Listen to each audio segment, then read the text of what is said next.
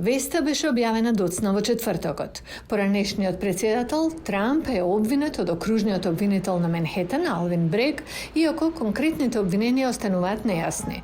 Обвинението не уследи за нападот врз Конгресот од поддржувачите на Трамп на 6 јануари 2021, за кој поранешниот председател останува под истрага, туку за исплата на поранешната актерка од филмови за возрастни Сторми Даниелс, која вели дека Трамп ја замолил да молчи за сексуалната врска. Поранешниот федерален обвинител Наем Махрахмани рече дека светот гледа како се случува историја. Ова е прв пат поранешен председател да биде обвинет за кривично дело. Трамп повторно се кандидира за председател во 2024 година. Обвинението го нарече политички прогон и мешање во изборите. Жителот на Далас, Марк Фанк, се согласува дека обвинението е потек од непријателите на Трамп. Ке се обидат да го направат да изгледа што е можно по-непопуларен.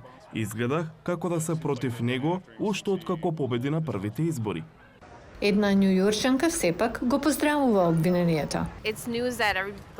Ова е вест што ја чекаше целата нација и светот. Мислам дека ако правдата треба да е задоволена, не е важно кој сте, правдата треба да биде задоволена.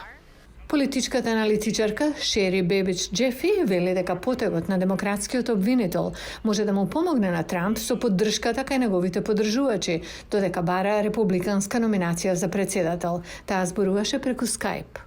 And they will be angry. Ке бидат гневни, нема да го прифатат обвинението. Се уште е рано, но ако тој гнев продолжи на прелиминарните избори, тие ќе излезат да гласаат. Ке има висока излезност. Но таа вели дека обвинението ќе му наштети на Трамп на изборите, особено меѓу независните гласачи. Целиот процес остава дамка на нацијата. What it means to the country.